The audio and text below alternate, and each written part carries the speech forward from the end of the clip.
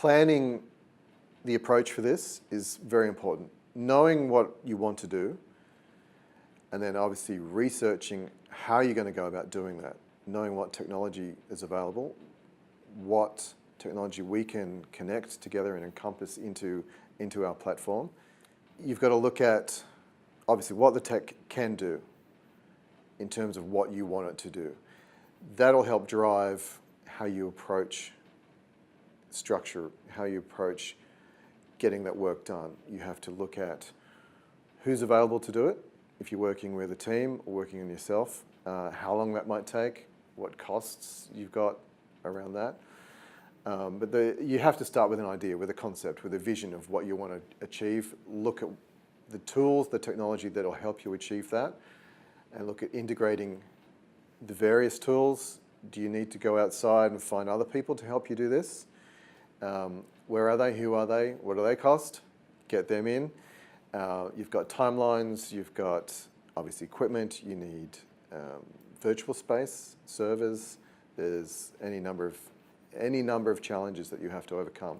The planning for Clangor was quite a long project, I guess. It started with a residency with UTS Sport and Exercise Science, and that involved creating an application with them and getting assessed against other applicants and that kind of thing.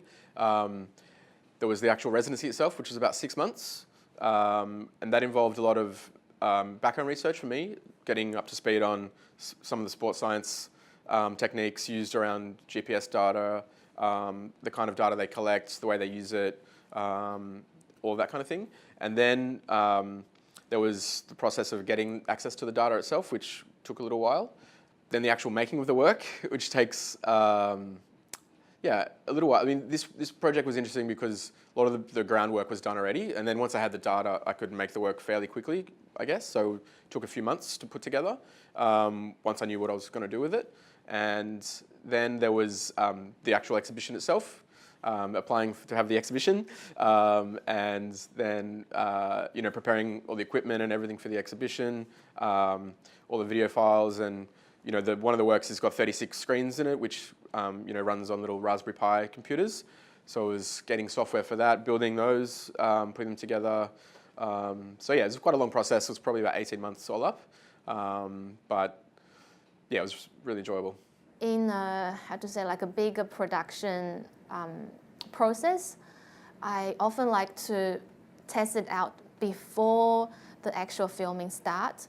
I just wouldn't want to waste time when there's a final production is there and wasting time on adjusting the lightings, or maybe the camera angle or the tracking wouldn't work. So once we got a brief, I look at it and I usually break them down into a few key sections, and then I start to think about what's the mood of each section and how can I build a narrative arc through visual and audio for the story. Is any dialogue? Is any off-screen sound? Is any environment I need to build to support the characters? And all those things I start to think about and map them out onto storyboard. Storyboard usually gives me a really good idea of how things flow, such as I put the key frames with the dialogue or maybe the part of the storyboard next to it, and I will write what kind of action happens in that frame. And so once I test it out with the storyboard, I can see things connect together and start to test them out as animatic. And so that can really give me an idea of what works and what doesn't work. And that can save a lot of time later in production. Say, what doesn't work, need to delete straight away from the storyboard process and animatic stage. Usually I'll start with the sound design aspect and the compositional aspect. So I'll map out the structure of the piece. That's not something that I stick with towards the end, but it's something that helps me get the piece started. Then it gets quite experiential and physical when I start using the actual controller to develop mappings between sound and movement. So I do a lot of improvisations and work out what sort of movements are going to create what sort of sounds. So that's a very drawn out process.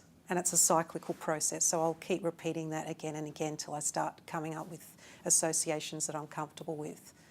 And in that time, I refine those sounds.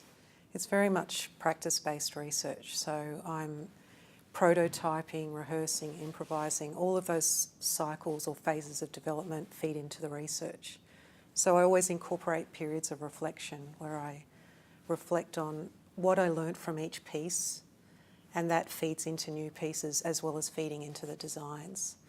Again, it's a very cyclical process, and I also look at other types of artists who are doing similar work and feed their insights into my work, as well as theorists like phenomenologists, people who are very interested in the body.